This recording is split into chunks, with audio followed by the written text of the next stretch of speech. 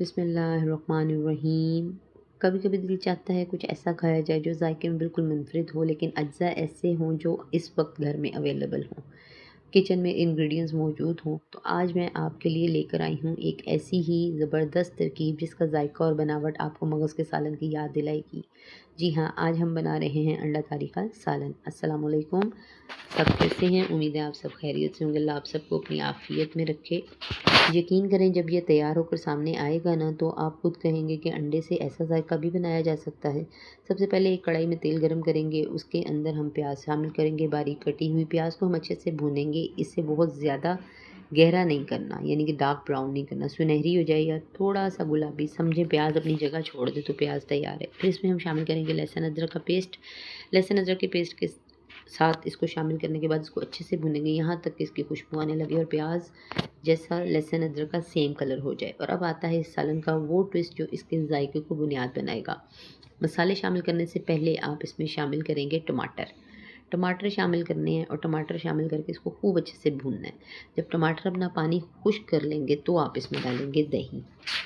ठीक है, आप चम्मच चलानी है। टमाटर आपके सामने होंगे। प्रॉपरली घी जब चेंज हो जाएगा, किनारों से बाहर आ जाएगा, टमाटर अपना पानी खुश्क कर लेंगे, तो आपने उसमें ऐड करना है दही। ये याद रखिएगा, दही में आपने मसाले नहीं डालने। पहले आपने प्याज ब्राउन करना है, फिर लहसुन अदरक ब्राउन करना है, फिर टमाटर डाल के उसका पानी खुश्क करना है। उसके बाद फिर आपने दही डालना है और दही डालकर आपने मुसलसल चम्मच चलाना है। चम्मच कंटिन्यूसली चलेगा। अगर आप चम्मच रोकेंगे तो इसमें लम्स बन जाएंगे और दही की फुटकड़ियाँ नज़र आएंगी, वो अच्छा टेस्ट डेवलप नहीं करती।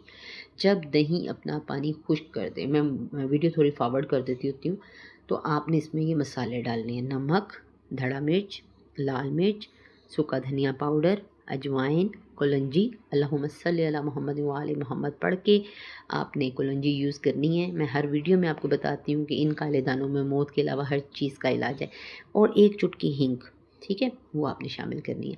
अब आप देख सकते हैं ये मेरे मसाले की लुक है। मसाले डालकर आपने इसको ज़्यादा नहीं भूनना। अब आपने क्या करना है, 3 अंडे लेने हैं, उसको बीट करना है और किनारों पे डाल देना है, जैसा कि आप मेरी वीडियो में देख सकते हैं। अब आपने इन्हें किनारों पे डालना है। किनारे पे डाल के ना आपने चम्मच प्रॉपर नहीं चलाना, स्लोली स्लोली चलाना है, यानी कि इसको उथल पुथल करना है, अंडे ऊपर नीचे हो जाएं। भूनने वाले अंदाज में आपने चम्मच नहीं चलाना। अगर आप भूनने वाले अंदाज में चलाएंगे वो बिल्कुल कचरा सा रेजा रेजा सा अंडा बनेंगे। आप देख सकते हैं अंडों की लुक कितनी ज़बरदस्त आ रही है। आपने हल्के हाथ से इनको ऊपर नीचे करके अंडा पका देना है, भूनना नहीं है। ठीक है, जब आप देखेंगे कि अंडा भून के तैयार हो गया है, घी छोड़ रहा है, उसके बाद आपने क्या करना है, एक अंडा साबुत लेना है और वो इसके ऊपर फैला देना है। जब वो साबुत अंडा आप इसके ऊपर फैलाएंगे ना, तो उसकी जर्दी को तोड़ के आपने चारों तरफ फैलाना है, ताकि जो सालन का कलर है ना वो ज़बरदस्त सा निकल कर सामने आए। वो अंडा डालकर आपने हल्के हाथ से ऊपर नीचे करना है और उस वक्त तक पकाना है जब तक अंडे का कच्चापन ख़त्म ना हो जाए। जैसे ही अंडे का कच्चापन ख़त्म होता है, आपने इसके ऊपर हरा धनिया डालना है। हरा धनिया डाल के इसको दम लगा देना है। 5 मिनट के दम के बाद लें जी, आपका मज़ेदार जायके वाला सालन तैयार है। अब है तो ये अंडा तारी कहते हैं इसको, लेकिन बिलीव करें कि ये इतना मज़ेदार तैयार होगा कि जो खाएगा ना उसको यही फ़ील होगा कि ये हर नवाले में मगज़ का सालन खा रहा है। अब आप इसको गर्म रोटी या नान या पराठे के साथ पेश करें और फिर देखेंगे घर वाले किस तरह आपके बिग फ़ैन बनते हैं। इसका हर नवाला मसाले के भुने हुए जायके, अंडे की भरपूर बनावट और मगज़ जैसे अंदाज़ के साथ अपना हर नवाले में अलग मज़ा देगा। अगर आपको मेरी ये तरकीब पसंद आई है तो वीडियो को पसंद करना यानी कि लाइक करना ना भूलिएगा। चैनल को ज़रूर सब्सक्राइब कीजिएगा, बेल आइकन प्रेस करें ताकि आने वाली न्यू वीडियोस के नोटिफिकेशन आपको मिलते रहें। और मुझे तबसरे बताया करें कि आपने कभी अंडे इस तरह दिमाग हो यानी कि मगज़ वाले स्टाइल में बनाए हैं, जिसे हम अंडा तारी कहते हैं। आपकी ज़ुबान में इसको क्या कहते हैं? मिलते हैं अगली मज़ेदार तरकीब के साथ।